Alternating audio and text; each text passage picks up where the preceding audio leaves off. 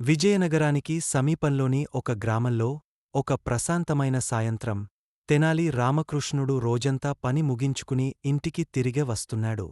చంద్రకాంతి పడి మెరిసే పచ్చని పొలాలు, కాలజ్ఞానాన్ని గుర్తుచేసే ఆ పురాతన బావి. ఆ రాత్రి ఒక అసాధారణమైన సంఘటనకు నాంది పలికింది.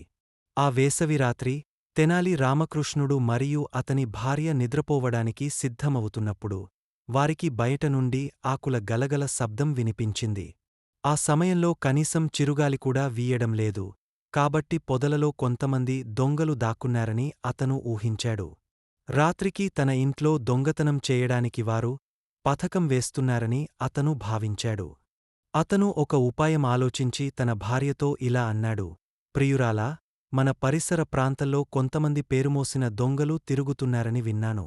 కాబట్టి మన దగ్గర ఉన్న నగలు, డబ్బులన్నీ బావిలో దాచేద్దాం. తెనాలి రామకృష్ణుడు నగలకు బదులుగా పెట్టెలో రాళ్లు పెట్టాడు, కాని దొంగవారు పెట్టెలో నగలు పెడుతున్నారని భావించాడు. కొద్దిసేపటి తర్వాత తెనాలి రామకృష్ణుడు ఒక పెద్ద పెట్టెను మోసుకుంటూ ఇంటి నుండి బయటకు వచ్చి దానిని బావిలో పడేశాడు. తర్వాత అతను తిరిగి ఇంట్లోకి వెళ్ళి నిద్రపోతున్నట్లు నటించాడు. దొంగ కొంతసేపు వేచి ఉండి ఆ తర్వాత బావిలో నుండి నీళ్లు తోడటం ప్రారంభించాడు. బావిని ఖాళీ చేసి నిధిని పొందవచ్చని అతను ఆశించాడు. ఆ దొంగ రాత్రంతా నీళ్లు తోడుతూనే ఉన్నాడు. తెల్లవారుజామున అతను ఆ పెట్టెను బయటకు తీయగలిగాడు మరియు దానిని తెరిచి చూడగా అందులో కొన్ని పెద్ద రాళ్లు మాత్రమే ఉండటం చూసి తీవ్రంగా దిగ్భ్రాంతికి గురయ్యాడు మరియు నిరాశ చెందాడు. ఇది తనను మోసం చేయడానికి తెనాలి రామకృష్ణుడి పన్నాగమని అతను అర్థం చేసుకున్నాడు.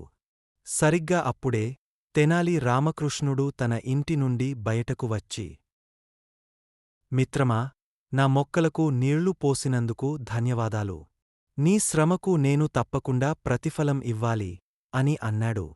ఇది విని ఆ దొంగ క్షమించమని తెనాలి పాదాలపై పడ్డాడు. ఇకపై ఎవరినీ దొంగతనం చేయనని లేదా దోచుకోనని అతను వాగ్దానం చేశాడు. తెనాలి అతన్ని వదిలేయాలని నిర్ణయించుకున్నాడు. దొంగ అక్కడి నుండి పారిపోయాడు.